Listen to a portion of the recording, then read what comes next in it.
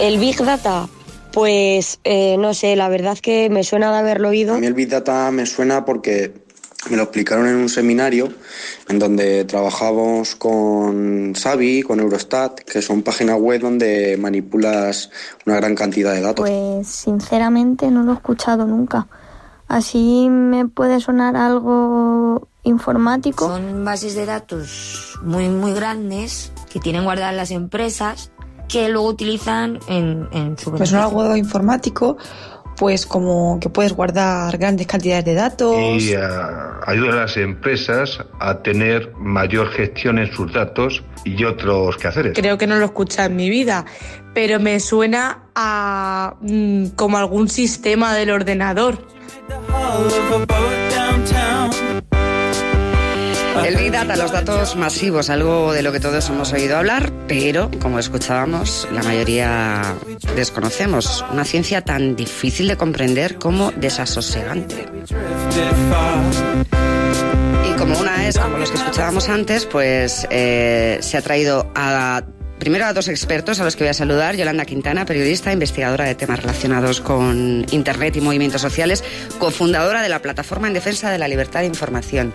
Buenos días. Hola, buenos días. Bienvenida. Encantada de estar aquí, muchas gracias. Y Ernesto García, camarero, matemático, informático, bibliotecólogo, historiador de la ciencia, dirigió el Centro de Cálculo de la Universidad Complutense, antes Universidad de Madrid. Buenos días. Hola, buenos días. Que trae bajo la mano un libro que algunos hemos intentado leer y hemos dicho, mira, lo dejamos porque no, y me estoy acordando de Rocío Niebla. Un besito, Rocío. Él dice, no, esto es literatura. Bueno, que como unas analfabetas ha traído a otros que entienden un poquito, no tanto como nuestros invitados. Eugenio Hernández, compañero. Muy buenos días, y vamos a ver si sumando ignorancias conseguimos hacer una suma extraña de negativos y sabemos algo entre los dos. Y el jefe de la sección de este tema del día, Guille García. Hola. Buenos días. Bueno, yo hago la primera y me voy. O sea, me quedo escuchando pero desaparezco. ¿Qué es el Big Data? Yolanda. Bueno, por explicarlo didácticamente, el Big Data tiene como dos partes. Una que es la gran posibilidad de recopilación de datos que ahora mismo existe a partir de múltiples dispositivos y de nuestra múltiple actividad digital. Cualquier persona en su actividad digital está generando un montón de datos, desde qué películas estamos viendo, qué historial de navegación tenemos, qué contactos tenemos en nuestro correo electrónico, en nuestras redes sociales, qué compras hacemos. Entonces, ahora hay una gran posibilidad de acumular una gran cantidad de datos y a través de técnicas estadísticas, a partir de estos datos, explotarlos y hacer determinadas predicciones. No es algo, la teoría de los grandes datos no es algo nuevo, nos lo explicará ahora Ernesto, pero son teorías matemáticas y estadísticas que se utilizan, por ejemplo, para la predicción del tiempo. La predicción del tiempo, cuando nos dicen los meteorólogos qué tiempo va a hacer mañana, se basa también en la teoría de los grandes números, a partir de análisis de grandes datos y de modelos matemáticos, de lo que ha sucedido y de acumular datos de épocas previas, se puede prever y se puede anticipar con cierta aproximación qué es lo que va a ocurrir.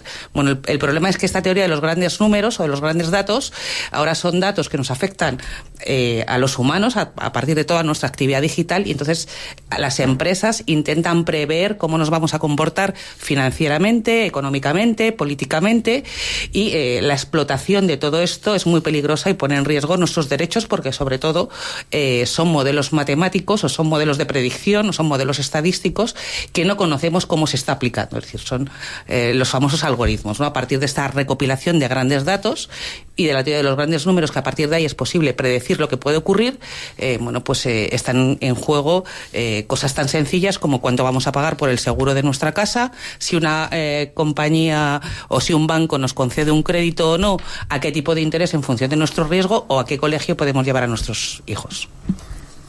Ala, yo ya me callo, he dicho. Bueno, Eugenio, pues, oye. No, que yo no digo nada. Yo creo que la presentación que se acaba de hacer de los Big Data es correcta, es muy importante y además subraya cómo afecta en este momento los Big Data a las personas. Porque Big Data en estadística se llamaban grandes números. Justamente la estadística se basa en grandes números.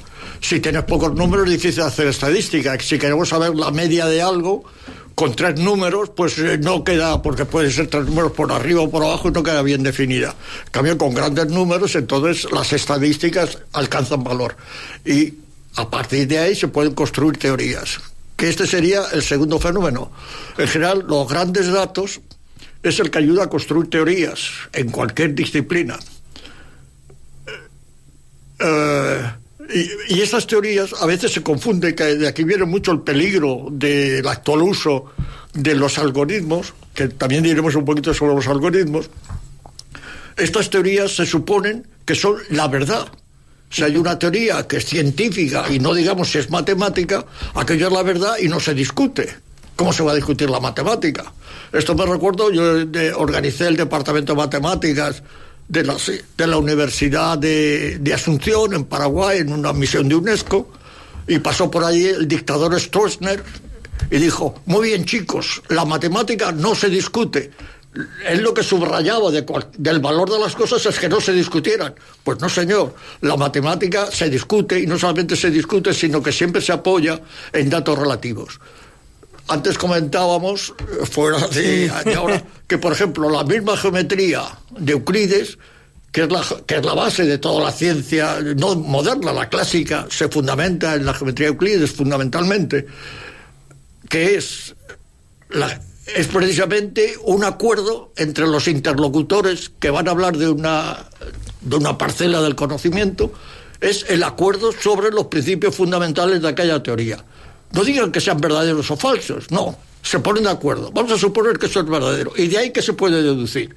Bueno, eso es una teoría, ponerse de acuerdo en los principios generales y qué se deduce. Entonces quiere decir que lo que se deduce, que serían los teoremas o las formas constructivas, etcétera, están de acuerdo con lo que hemos acordado inicialmente. Ahora, si lo acordado se cambia, lo que se deduce ahí ya deja de ser verdadero. Geometría no euclidiana, ¿no? Y a partir de ahí claro, resulta que ya son geometrías no euclidas, que luego se ven. Incluso se dice que Euclides fue el primer geometría neeuclídeo, precisamente porque puso un axioma, el axioma de las paralelas, que por un punto exterior solo pasa una recta.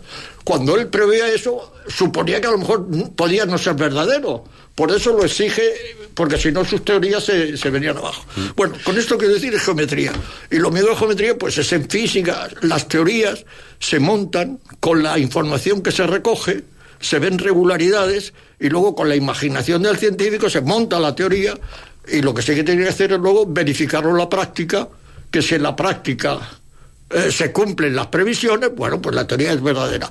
Cuando en la práctica empiezan a dejarse de verificar algunas previsiones, entonces la teoría tambalea y tiene que buscarse otra teoría. Pues esto es lo que está pasando, y lo malo de ahora es que se creen que los Big Data es algo incuestionable. Infalible, ¿no? Infalible. Y no digamos los algoritmos sobre los Big Data. ¿Eso qué es? Sí, ¿qué es un algoritmo, no? Y un algoritmo es una cosa muy sencilla. Una receta de cocina es un algoritmo. Te dicen ingredientes, tantos pimientos, tantas, y unas reglas sobre los ingredientes. Los ingredientes serían los datos, en caso de estadística son los big datos, y luego las reglas son en qué orden y en qué cantidad y en qué tiempo se tiene que cumplir, luego se tiene un resultado. Eso es un algoritmo casero, diríamos. Entonces la matemática, en alguna medida, toda la matemática está hecha para construir algoritmos. La geometría son algoritmos, pues por ejemplo, cómo hacer un triángulo equilátero. Pues entonces te da las reglas de cómo hacer un triángulo equilátero. Entonces casi la ciencia predice a través de los algoritmos. Evidentemente no solo son los algoritmos en la ciencia, hay previsiones más profundas. Pero el algoritmo es una serie de reglas, y serían reglas matemáticas. Y evidentemente pues los algoritmos son fantásticos. Quiere decir que gracias a ellos se obtienen muchos beneficios de todo tipo, ¿no? Pero hablemos de los perjuicios. Hablamos del título de ese libro que trae debajo del brazo. Pues exactamente. Armas de destrucción matemática, de Cathy O'Neill, Capitán Swing. Que yo pondría delante algoritmos. 2 puntos. Porque los algoritmos, los datos en definitiva son neutros. Depende qué hagamos con los datos, si son perversos o no son perversos los resultados. Entonces yo aquí le pondría delante los algoritmos, armas de destrucción matemática. Y entonces, en lo que dijo nuestra amiga antes sobre los Big Data, ahí es donde está el quid de la cuestión del problema actual. Es que los datos ya no son sobre la naturaleza, como suele ser las ciencias naturales, físicas, etcétera. Ahora son datos sobre nosotros. Entonces, las teorías que se construyen no son teorías neutras, como cuando se hace una teoría sobre la naturaleza. Tú dices que los planetas se mueven así y tal. Bueno, no interviene nadie, los planetas se mueven. Puede haber cuestiones ideológicas, como la de Galileo, decía, la Tierra está en el centro del mundo y no se mueve. Dice, hombre, yo creo que según la teoría se mueve. Dice, no, tienes que jurar. Bueno, yo juro, si tengo que jurar, juro. Pero aunque yo jure, la Tierra sigue moviéndose. Y otro vector también importante que hablábamos antes a micrófono cerrado, que es la propiedad de esos datos, que es lo que también resulta muy significativo. Claro. ¿No? Y sobre todo, bueno, siempre es importante, porque incluso con los datos naturales, que eso es también otro de los, digamos, con los datos naturales y sobre todo con la propiedad, ¿no? Y ya no solamente la propiedad de los datos, sino la propiedad de la cultura. Eso es importantísimo. Que ahí vienen a través de esa propiedad, ¿a través de qué viene? Viene a través de los copyright, que me parece nefasto. Ya sé que mucha gente va a decir, ¿pero cómo dice esto? ¿De qué van a vivir? ¿De qué van a vivir los autores? Bueno, tendremos que buscar formas. Pero yo creo que la cultura tiene que ser de bien público, tiene que ser de dominio público. Y no digamos las patentes. Las patentes tienen que ser de dominio público, que todo el mundo pueda construir lo que quiera.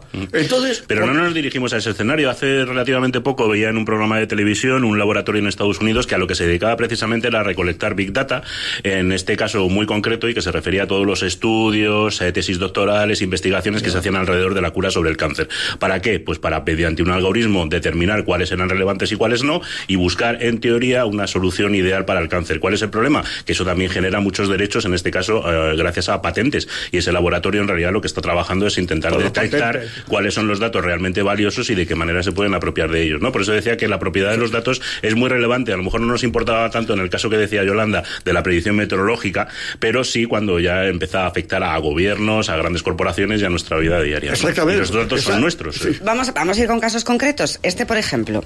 Mr. Zuckerberg, would you be comfortable sharing with us the name of the hotel you stayed in last night? No.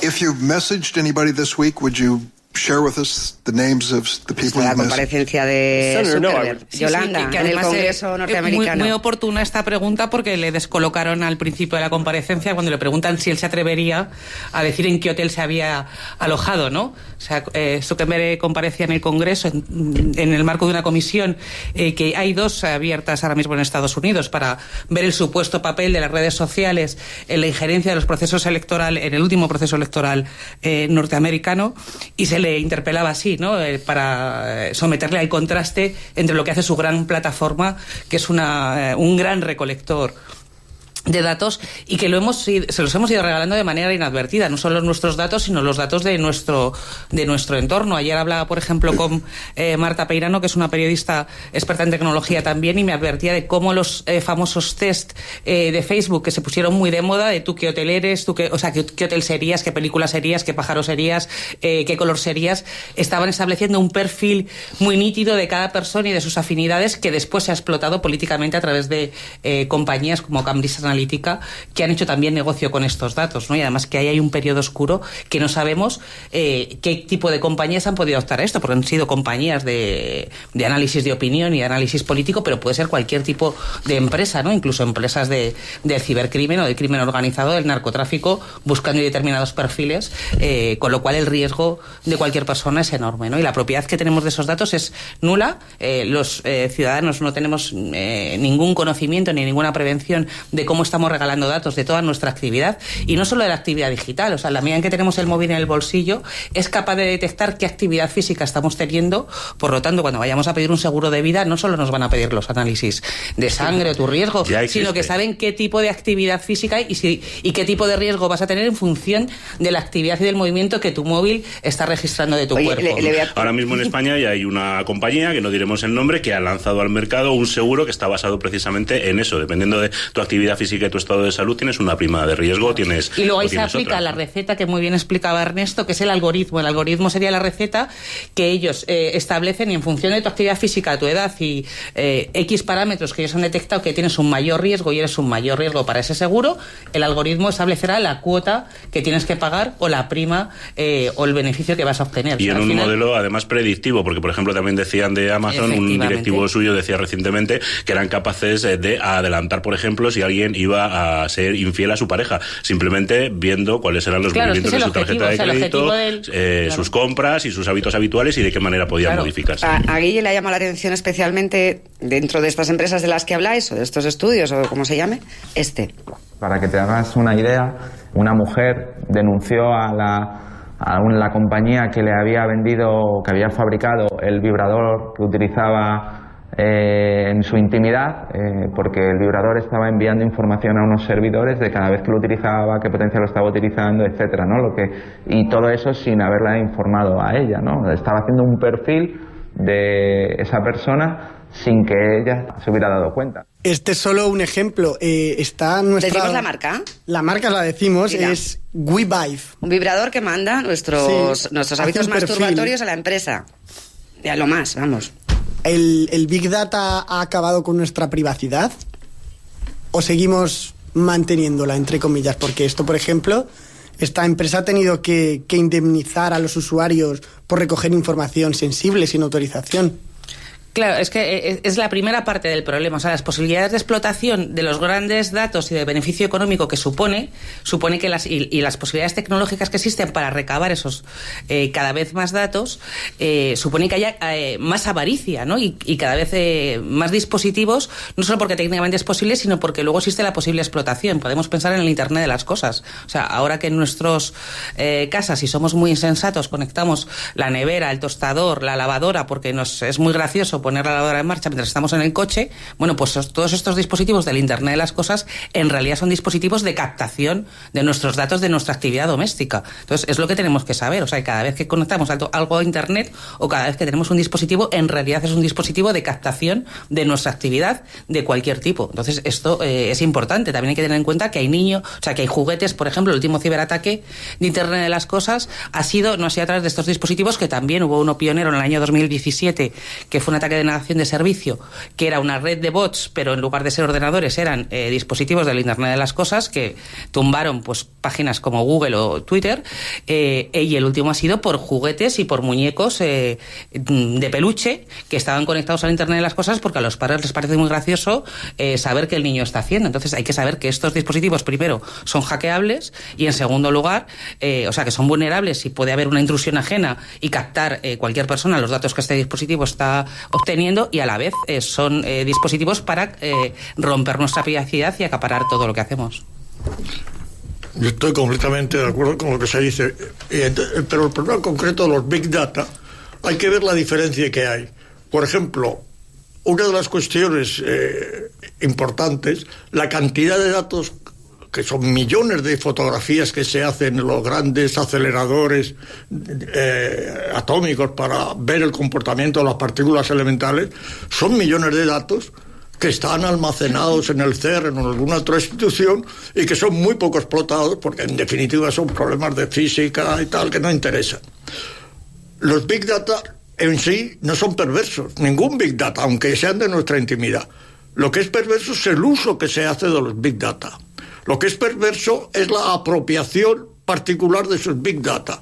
Si todo el mundo tiene acceso a los Big Data, lo que luego habrá que es ver qué se hace, qué hace cada uno con la explotación de los Big Data. Entonces, esto es importantísimo, porque los Big Data son neutros. Lo malo es que alguien se apropia de ellos, como tú dices, que son las grandes empresas, se apropian de ellos y luego los malutilizan en contra de la gente. Este libro está bien en ese sentido, porque analiza que los perjudicados además son la gente socialmente débil, los pobres, los marginados, etcétera, que son a los que ofrecen, por ejemplo, créditos. Una gente que no lo puede pagar. Entonces son créditos, como no lo pueden pagar, de muy alto rendimiento. Entonces es una distorsión tremenda. Y es los que va llevando a las grandes desigualdades que están habiendo. Veo que esto, sí, llegamos al final. No, que va. Que es muy interesante porque precisamente eso es uno de los puntos clave, ¿no? Que en muchas ocasiones decimos, bueno, ¿y por qué no voy a ceder mis datos? Si en realidad, ¿para qué quiere alguien como Facebook o como Google o como Amazon o estas grandes empresas? ¿Para qué quieren mis datos y en qué me va a afectar? Y realmente es como decía el profesor, tiene mucha influencia en la vida diaria, porque de eso va a depender el precio de una reserva de avión o de una reserva de hotel cuando tú estás en un determinado ordenador ordenador con un determinado sistema operativo. En el caso que nos decía de los perjudicados en otros mercados, te pueden, por ejemplo, castigar por vivir en determinada zona y entonces los gastos de envío van a ser mucho más altos, o incluso esto ha llegado a términos legales. Ha habido un par de experimentos, por lo menos en Chicago y en Wisconsin, en el que por medio de modelos predictivos se intentaba adivinar si alguien que en su momento había cometido un delito tenía posibilidades o no de reincidir. Claro. Y esos datos de los que hablábamos, que en principio parecen siempre tan exactos, también en muchos casos en origen pueden estar un poco viciados, ¿no? En este caso se hacía un análisis estadístico. Claro, la estadística decía que personas de determinada raza con determinado nivel adquisitivo y que viven en determinados lugares eran quienes ocupaban las cárceles, con lo cual a partir de ahí el modelo o el algoritmo determinaba que alguien podía tener unas mayores probabilidades de reincidir, ¿no? Tú sabes que las estadísticas son unos instrumentos muy buenos para defender lo que uno quiere defender. Por eso, con una estadística se puede defender una cosa u otra. Y lo malo del mal uso de los Big Data es la apropiación de ellos en exclusiva, como son de las grandes empresas. Son las grandes empresas lo que se apropian, aunque teóricamente no tienen título de propiedad. Ellos dicen, no, aquí llegan los datos y se hacen algún algoritmos para beneficio de los propios usuarios, que los anuncios que te mandan son de acuerdo con tus intereses, etcétera. Es que yo quiero que me manden cosas que no son de acuerdo con mis intereses, precisamente para abrir mi campo. Entonces, las previsiones, el algoritmo, la finalidad del algoritmo, eso es lo pernicioso, no tanto el Big Data. Pues vamos a ver la parte más importante. ¿Cómo nos defendemos nosotros de esto? Si existe defensa, Yolanda, ¿nos podemos defender contra la mala utilización del Big Data, contra el algoritmo 2 puntos, arma de destrucción matemática? ¿O estamos perdidos ya? No hay defensa posible. Bueno, por lo menos está el debate abierto y sobre todo por el impacto informativo, por el impacto en el derecho a la información de los ciudadanos y en última instancia su derecho a la participación política. Porque lo que hablaba con gran acierto Ernesto, que también tiene que ver con qué cosas se nos muestran y esto cómo influye con la información que recibimos. Entonces, este debate y el posible impacto en procesos electorales está abriendo la cuestión política, la cuestión de cómo lo regulamos. O sea que por lo menos hay un debate abierto. Desde el punto de vista de la recogida de datos, Europa tiene una regulación muy fuerte, que es el Reglamento de Protección de Datos, que precisamente va a entrar en vigor en el mes de mayo. Y desde el punto de vista de los algoritmos o de cómo las empresas explotan estos grandes datos, hay el debate abierto de exigir a estas empresas que den transparencia a los datos que tienen y a cómo los están explotando, o sea, para saber cómo funcionan estos algoritmos y para ver cómo se puede regular. O sea, sí que hay un riesgo en que esta regulación al final afecte a la propia libertad y no solo se regule a las empresas tecnológicas en cómo explotan los algoritmos, sino en general a todo, con lo cual también hay un riesgo para la libertad de información y para la propia libertad de la red, pero a la vez sí que es cierto que hay una necesidad y una exigencia de que se dé mayor transparencia al funcionamiento de estos algoritmos. Bueno, Ernesto, todo lo que has dicho, perfecto. Pero... Ernesto siempre dice, me suma lo que dice Yolanda, pero... Sí, pero lo que yo iría más lejos, porque la regulación, esto es lo que estamos viendo, es dentro del sistema. Y al final el sistema lo que está haciendo es reforzar al propio sistema. Y lo que en este momento es nocivo es este sistema. Y lo esencial, vinculado con los Big Data, es que confunden el dato con la persona. Y a partir de ahí estamos fritos. Lo que tenemos que recuperar es la persona. Lo que tenemos que recuperar es la actividad política de las personas. No que nos hagan una encuesta favorable, que abran la protección, una comisión. No, aquí lo que hace falta es la actividad política personal. Es lo que hay que hablar con claridad. Hay que expresar los deseos profundos de la gente. No que si me han medido, que si abro la nevera y tal, pues evidentemente es un perjuicio porque nos tienen fritos y nos controlan cada día más. Y hay que luchar contra eso, evidentemente. Pero no es aceptando regulaciones No, hay que luchar, voy a decirlo lo que se dice por ahí, hay que luchar en la calle. Hay que ver los problemas. Somos personas, no somos números. Está bien los números, y los números hay que aceptarlos. Y vamos, hablando con un matemático, imaginaros que yo no desprecio los números. Pero los números son los números y las personas son las personas. Y lo que hay que reivindicar son las personas, la actividad de las personas y la lucha de las personas por liberarse de esta trama, de estas redes que nos enredan de una manera tremenda. El Big Brother, ¿no? De Orwell, es esto, un poquito, ¿no? Completamente. Este es el gran terror, que además en el libro de Orwell, ¿qué ocurre? Que la esperanza que había de liberarse era una institución dentro del gran sistema que justamente al final nos llevan al pobre Wilson, creo que se llamaba, le llevan a la catástrofe. Pues eso es lo que hay que buscar. Hay que salirse de los números y buscar las personas, la gente, la vida. Eso es lo importante. Y evidentemente estar preocupado por esto para defendernos. Todo lo que tú dices hay que defendernos de eso como sea. Pero siempre reivindicando la persona, que es lo importante. Digamos, no sé si...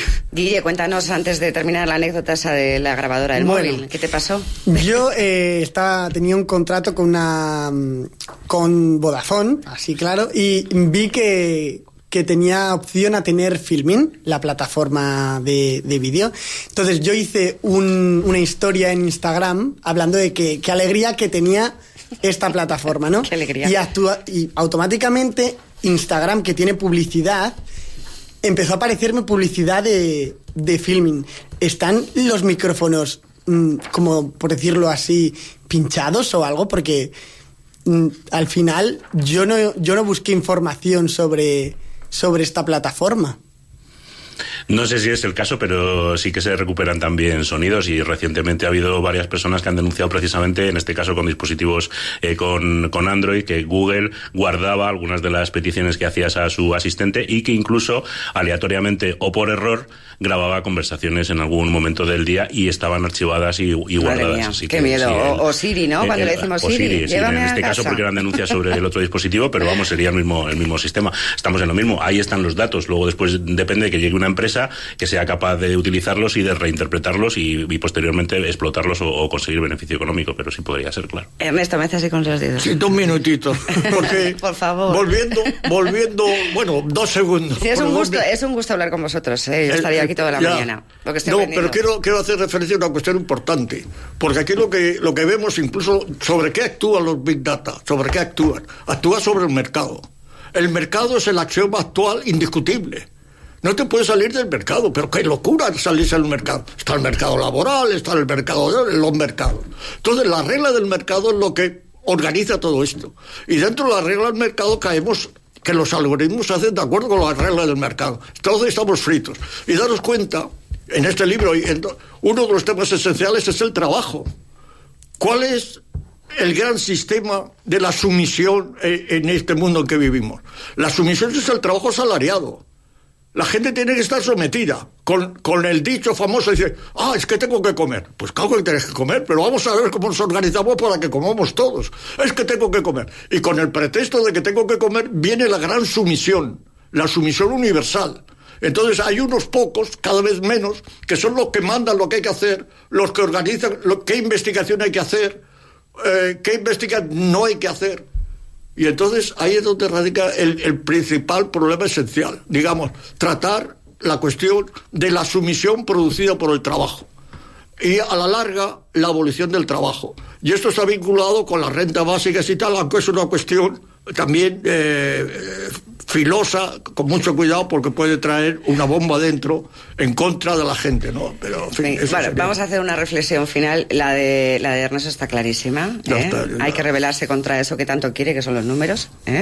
Eugenio, reflexión final. Yo me quiero dar de baja del Facebook, ¿puedo? Con el uso de los números. Con el uso malo. Lamentablemente, aunque te des de baja de tu perfil en Facebook, esos datos seguirán funcionando.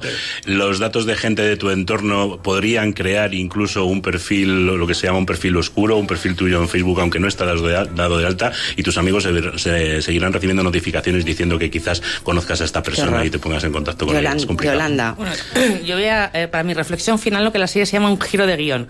Siendo todo esto cierto y estas preocupaciones evidentes y pues que tenemos que luchar contra ella, hacer ser más divulgativos, que seamos más responsables con nuestra actividad digital, exijamos más privacidad, más transparencia a los algoritmos de las empresas tecnológicas, también tenemos una gran preocupación que todo este contexto y este debate social al final no se resuelva en este sentido, sino que se resuelva en contra de la libertad de Internet, de una mayor regulación de las redes, de censura directamente de contenidos que no podamos acceder porque se consideren nocivos o desequilibrantes del sistema. Entonces también mucho cuidado con las soluciones que a todo esto puede tener, que al final sea peor, por decirlo sencillamente, el remedio que la enfermedad. Bueno, interesantísimo asunto, sobre todo para quienes no tenemos ni idea, como servidora, que se va a ir el próximo jueves 26, a Traficantes de Sueño, la librería que está ahí en la plaza de Tirso de Molina, a escuchar a Yolanda Quintana y a Ernesto García, porque van a estar hablando de este libro de Cathy O'Neill, que dice Armas de destrucción matemática. Que dice que no es difícil. Bueno. Literatura, pero muy interesante, muy interesante. Como la conversación que hemos mantenido. Gracias también a Eugenio, Yolanda, Ernesto, y gracias, Guille. Nada, a ti.